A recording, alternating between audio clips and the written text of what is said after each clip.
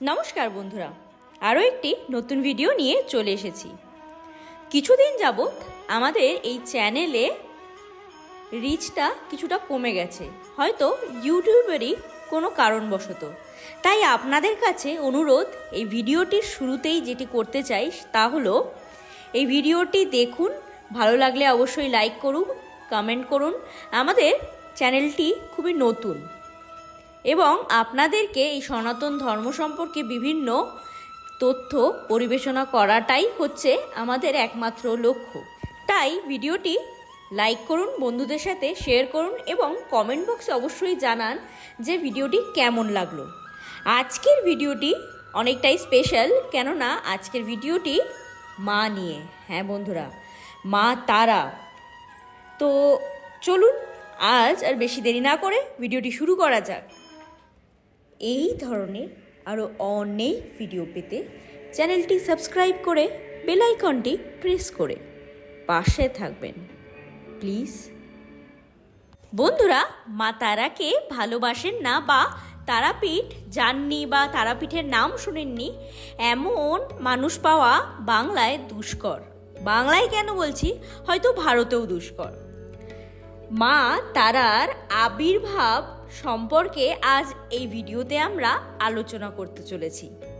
হয়তো অনেক মানুষই মা তারার আবির্ভাব কাহিনীটি জানেন, তবুও আরও একবার বা যারা জানেন না তাদের জন্য মা তারার আবির্ভাব সম্পর্কে একটি কাহিনী রয়েছে। কাহিনী বলবো না, বিশ্বাসে মিলায় বস্তু যা তর্কে বহুদূর। তাই চলুন এই বিশ্বাস সম্পর্কে জেনে নিই। কথিত আছে যে জয়দত্ত নামে এক বণিক দ্বারকা নদীর উপর দিয়ে নৌকায় চড়ে বাণিজ্য করতে যাচ্ছিলেন। সেই সময় তিনি তারাপীঠে নোঙর করেন। নোঙর অর্থাৎ মানে নৌকোটি থামান। সেখানে তার কারণ ওই সময়টা, যে সময়ের কথা আমরা বলছি, সেই সময় তারাপীঠ কিন্তু জঙ্গলে ভর্তি ছিল। তো সাপের কামড়ে বণিক পুত্রের মৃত্যু হয়। তারাপীঠে নোঙর করায় বণিকের ভৃত্যরা রান্না করবার জন্য একটি কাটা শোল মাছ পাশের একটি পুকুরে ধুতে যায়। এইবার দেখুন মায়ের অপূর্ব চমৎকার।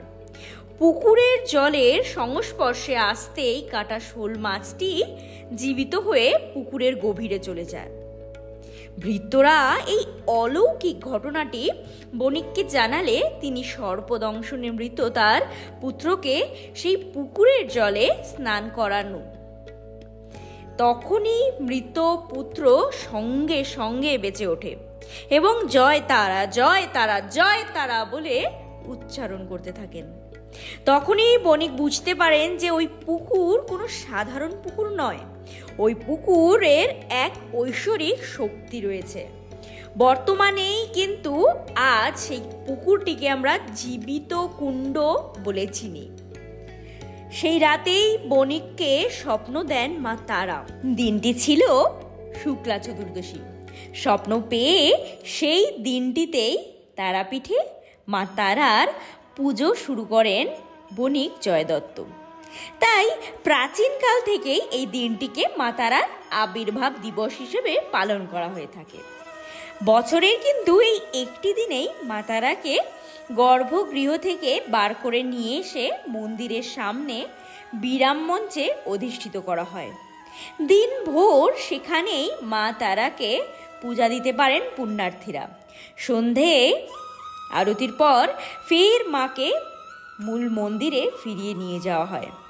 আজকের দিনে মা তারাকে দুপুরে কোনো ভোগ নিবেদন করা হয় না এবং আপনারা জানলে হয়তো অবাক হবেন যে এই দিনটিতে সমস্ত সেবায়েতরাও উপোস থাকেন, তাদের ঘরেও রান্না চড়ে না।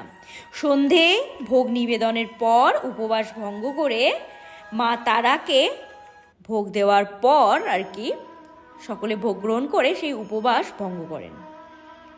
তো বন্ধুরা, আবারও বলছি, কাহিনী কিন্তু অর্থাৎ মাইথোলজি মানে তো মিথ, তাই না? তাই মিথ বলে ধরলে মিথ বলে ধরাই যায়, গল্প বলে ধরাই যায়, কিন্তু বিশ্বাসে যা মিলায় বস্তু তা তর্কে বহু দূর, তাই না? তাই মা তারাকে মনে রাখুন, সঙ্গে রাখুন এবং বিশ্বাস রাখুন। মা সকলের মঙ্গল করেন। আজকের ভিডিওটি আমরা এখানেই শেষ করলাম। জানি এই ভিডিওটি হয়তো অনেকেই এই কাহিনী বা এই ঘটনাটি, কাহিনী নয় আবারও ঘটনাটি সম্পর্কে অনেকেই জানেন, তবুও আজকের ভিডিওতে আমাদের মনে হলো যে আপনাদের সাথে এই ঘটনাটি সম্পর্কে আলোচনা করাটা খুবই প্রয়োজন ছিল। দেখা হচ্ছে একটি নতুন ভিডিও নিয়ে। Till then tata, take care of yourself and your mom dad. আপনাদের কাছে একটাই বিনীত নিবেদন যে ভিডিও যদি ভালো লাগে তাহলে লাইক করবেন এবং ভালো না লাগলেও কমেন্ট বক্সে জানাবেন যে কোন দিকগুলো ইমপ্রুভ করা উচিত।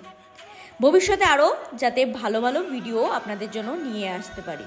দেখা হচ্ছে নতুন ভিডিও নিয়ে। Till then tata, take care of yourself and your mom dad. জয় শ্রীকৃষ্ণ, রাধে রাধে, জয় মা তারা।